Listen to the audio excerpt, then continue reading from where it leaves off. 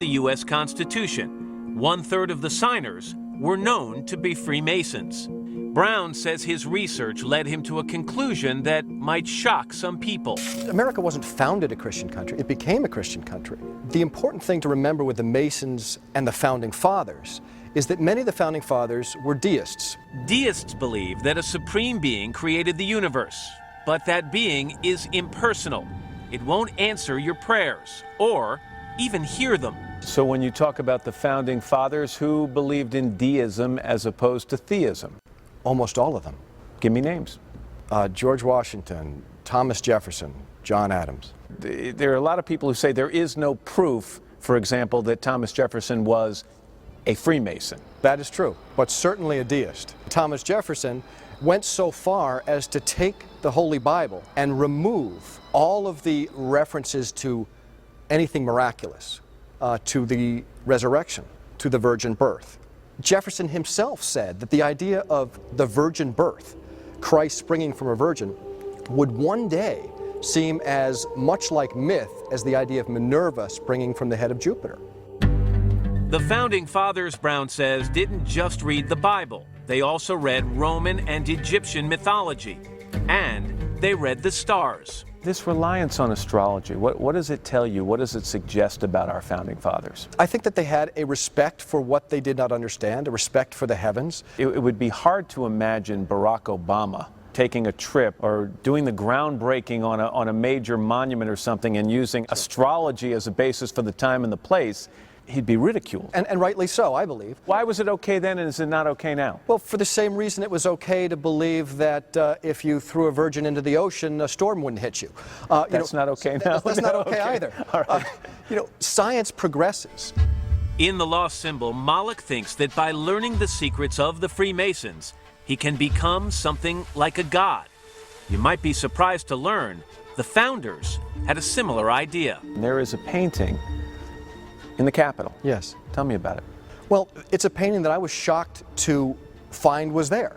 I said there is a painting called The Apotheosis of Washington.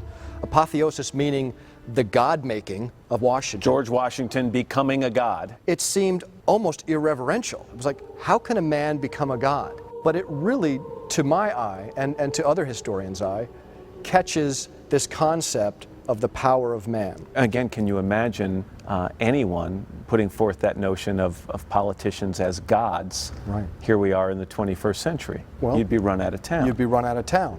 There was a statue of George Washington that sat in the Capitol. He was unclothed. It was a model of a statue of Zeus. It was George Washington as a god. Right. And that did get run out of the Capitol building.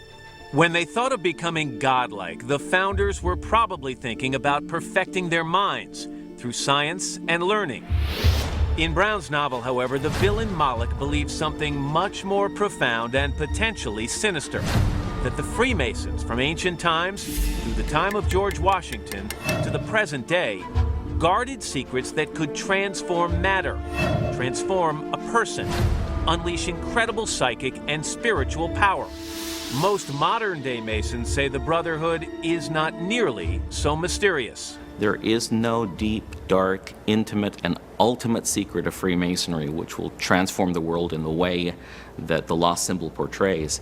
It would be exciting if it were true, but such is not the case. That's what most Freemasons say, but not all.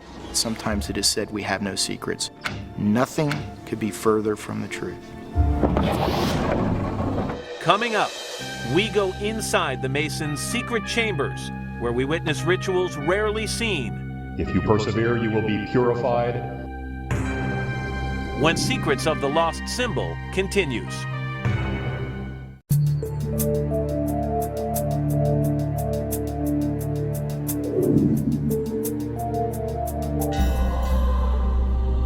In Dan Brown's The Lost Symbol, the hero, Robert Langdon, races through Washington, D.C., trying to unravel a secret Masonic message. He's forced to do it by Moloch. He threatens to kill a man who's both a dear friend of Langdon's and a 33rd degree Freemason. Moloch also uses blackmail, with evidence that some of Washington's most powerful men engage in Masonic rituals so bizarre, revealing them would bring down the government. could the rituals of Freemasonry be that shocking? You decide.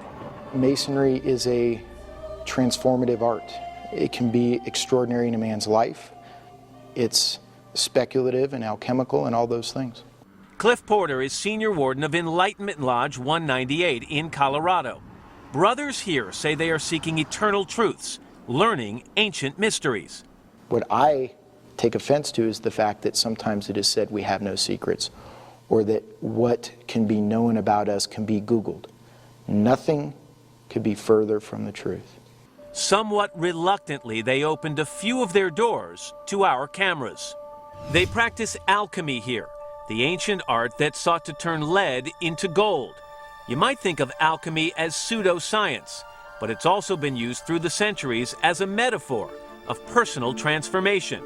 This process of removing impurities to elevate it to something greater and more special and more potent is very much what we also do within Freemasonry. Take good men and make them grow into something more special. Initiates go through a ritual that's meant to be intense and startling. First, the subject's vision is taken away with a hoodwink placed over his head.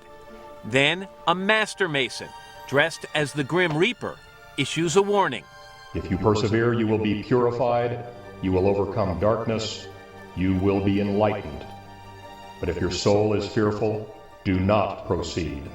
If you're not comfortable with what's going on, if you're nervous, if you think maybe you've approached the craft for the wrong reasons, you're given a chance to say, I'm no longer okay with this. Sean Beyer joined the Freemasons recently and went through the initiation. Those who elect to continue are led into a place the Masons would not let us show you, a chamber of reflection. You go into the chamber of reflection and you remove the hoodwink, and you're presented with what is a very interesting image. And Dan Brown described it pretty well in his book. As Brown describes it, the chamber includes a human skull and bones, elements used in alchemy, and a pen and paper, where the initiate can write a last will and testament. Some of the symbols are meant to help you think about the fact that your life isn't going to go on forever. And frankly, it causes a very profound experience. In one of the most striking scenes in The Lost Symbol, Robert Langdon discovers a Masonic chamber of reflection at the center of American power. You described it as being located in the bowels of the Capitol. Did it exist? No, these chambers of reflection can exist anywhere. Right. Many Masonic lodges have them. There are Masons who have them in their homes. This kind of macabre symbolism has driven conspiracy theorists through the centuries to think the Freemasons practice some kind of black magic. Brown says Masonic rituals are no stranger than some other, more familiar ones. If a Catholic church, for example, pulled the shades, and you heard through the grapevine that people were kneeling under a crucifix, an instrument of torture, and consuming blood and flesh ritualistically, you might say, what a terrible organization. The Masons in Colorado say they embrace their symbolism and mysticism, but in many lodges across the country, the scene is a little different.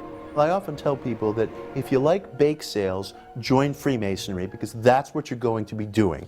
Mitch Horowitz, author of the book Occult America, says most Freemasons are far from mystical. They run a wonderful network of free children's hospitals.